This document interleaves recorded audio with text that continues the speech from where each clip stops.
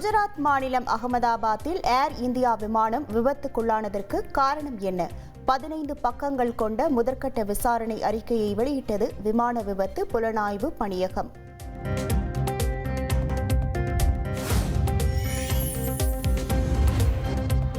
ஏர் India விமானம் புறப்பட்ட 32 நொடிகளில் 2 என்ஜின்களும் நின்று போனது கண்டுபிடிப்பு.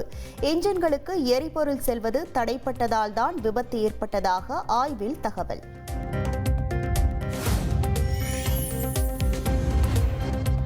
என்ஜின்களுக்கு எரிபொருள் செல்லாதது குறித்து ஏர் இந்தியா விமான பைலட்கள் பேசிக் கொண்டது குரல் பதிவு மூலம் அம்பலம்.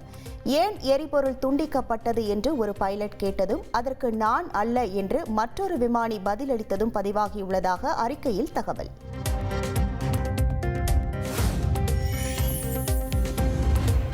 அகமதாபாத் விமான விபத்து தொடர்பான விசாரணைக்கு முழு ஒத்துழைப்பு. இந்தியாவின் விமான விபத்து புலனாய்வு அமைப்பு அறிக்கை வெளியிட்டுள்ள நிலையில் போயிங் நிறுவனம் அறிவிப்பு.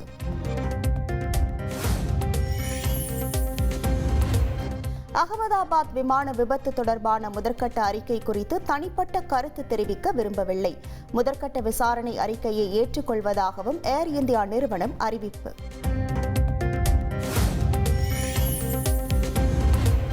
சென்னையிலிருந்து சிங்கப்பூருக்கு 217 பயணிகளுடன் புறப்பட்ட சிங்கப்பூர் விமானத்தில் திடீர் இயந்திர கோளாறு. ஓடு பாதைக்கு செல்லும் முன் கோளாறு கண்டறியப்பட்டதால் பழுதை சரிபார்த்து 1 மணி நேரம் தாமதமாக புறப்பட்டது.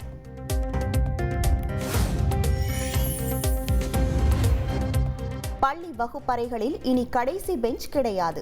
மாணவர்களின் கவன சிதறலை தடுக்க பா வடிவில் வகுப்பறையை மாற்ற பள்ளி கல்வித்துறை உத்தரவு.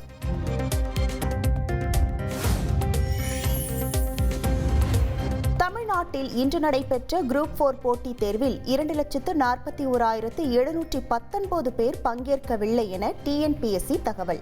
13,89,000 பேர் விண்ணப்பித்திருந்த நிலையில் 82.61% பேர் தேர்வு எழுதியதாக விளக்கம்.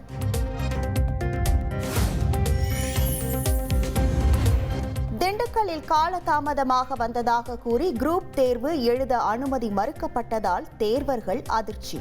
அழுது புலம்பி சாலை மறியலில் ஈடுபட்டதால் பரபரப்பு.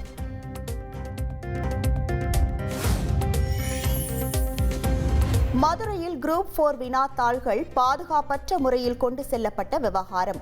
மதுரை ஆட்சியர் விசாரணை அறிக்கை சமர்ப்பித்ததும் நடவடிக்கை எடுக்கப்படும் என டிஎன்பிஎஸ்சி தலைவர் உறுதி. பிரதமரின் ரோஜகார் திட்டத்தின் கீழ் 51,000 பேருக்கு பணி நியமன ஆணை. காணொலி வாயிலாக பணி நியமன ஆணைகளை வழங்கினார் பிரதமர் மோடி.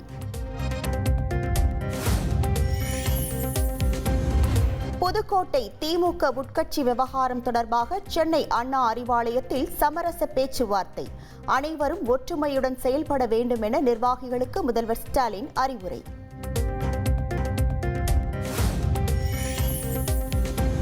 போதைப்பொருள் புழக்கம் அதிகரிப்பு உள்ளிட்ட குற்ற செயல்களால் மிக மோசமான நிலையில் தமிழகம். அதிமுக ஆட்சியில் சட்டம் ஒழுங்கு சரியாக இருந்ததாக எதிர்க்கட்சித் தலைவர் எடப்பாடி பழனிசாமி பேச்சு.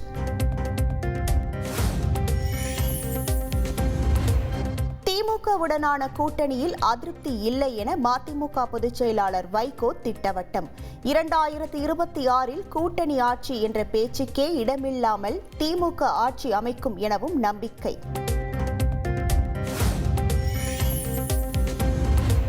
தனது வீட்டில் ஒட்டு கேட்கும் கருவி இருந்தது குறித்து துப்பறியும் நிபுணர்கள் ஆய்வு நடத்தி வருவதாக ராமதாஸ் விளக்கம்.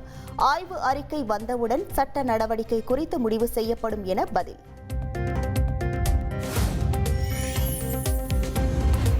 மக்கள் நீதி மய்யம் கட்சித் தலைவர் கமல்ஹாசன் வருகிற 25ஆம் தேதி எம்பியாக பதவியேற்பு. ராஜ்யசபா எம்பியாக தேர்வாகியுள்ள திமுகவை சேர்ந்த 3 பேரும் வருகிற 25ஆம் தேதி பதவியேற்கிறார்கள்.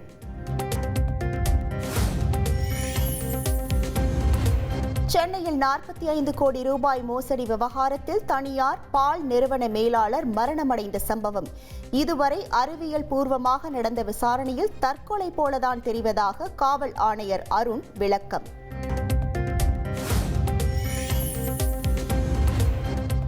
தனியார் பால் நிறுவன மேலாளர் நவீனை காவல் துணை ஆணையர் நேரில் அழைத்து விசாரித்ததாக தகவல் இல்லை என காவல் ஆணையர் அருண் பதில்.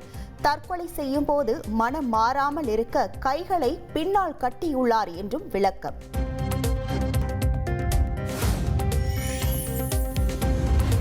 திருப்புவனம் அஜித்குமார் மரண வழக்கில் வரும் 14ஆம் தேதி தொடங்குகிறது சிபிஐ விசாரணை. டெல்லியிலிருந்து விமானம் மூலம் நாளை மதுரை வரும் சிபிஐ அதிகாரிகள்.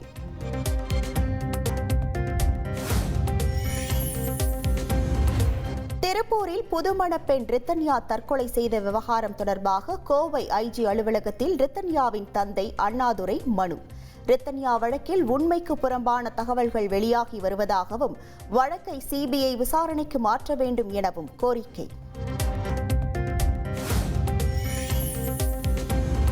கும்மிடிப்பூண்டி அருகே 230 கிலோ கஞ்சா பறிமுதல் செய்யப்பட்ட வழக்கில் கைது செய்யப்பட்ட 4 பேரும் விடுதலை. பறிமுதல் செய்ததை விட கூடுதலாக 6 கிலோ கஞ்சாவை நீதிமன்றத்தில் போலீசார் சமர்ப்பித்த நிலையில் சென்னை சிறப்பு நீதிமன்றம் உத்தரவு.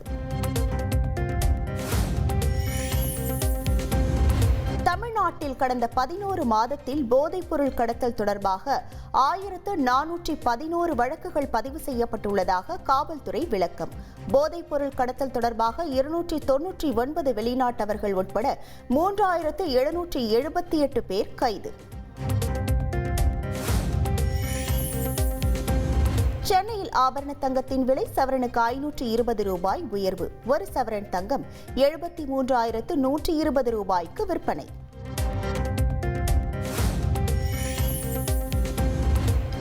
கடலூரில் பள்ளி வேன் மீது ரயில் மோதிய விபத்தில் 3 மாணவர்கள் உயிரிழந்த சம்பவம். விபத்து தொடர்பாக ரயில்வே ஊழியர்களிடம் சிதம்பரம் போலீசார் விசாரணை.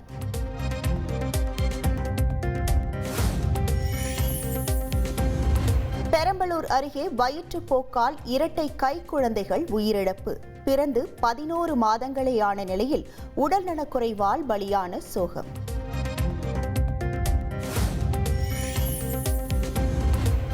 திருச்சி குளத்துப்பட்டியில் 4 சவரன் நகைக்காக மூதாட்டி கழுத்தறுக்கப்பட்டு கொடூரமாக கொலை. இரத்த வெள்ளத்தில் கிடந்த மூதாட்டியின் சடலத்தை மீட்டு போலீசார் விசாரணை.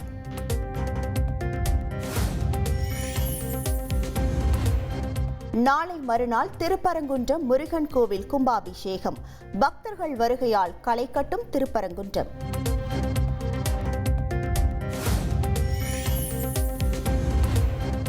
பெங்களூரு RCB வெற்றி பேரணி கூட்ட நெரிசலில் சிக்கி 11 பேர் உயிரிழந்த விவகாரம் விசாரணை அறிக்கையை கர்நாடக முதல்வரிடம் சமர்ப்பித்தார் நீதி விசாரணை குழு தலைவர் மைக்கேல் டி குன்ஹா.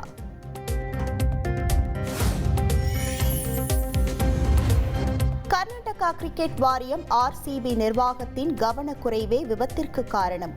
அறிக்கையில் விசாரணை அதிகாரி மைக்கேல் டி குன்ஹா தகவல்.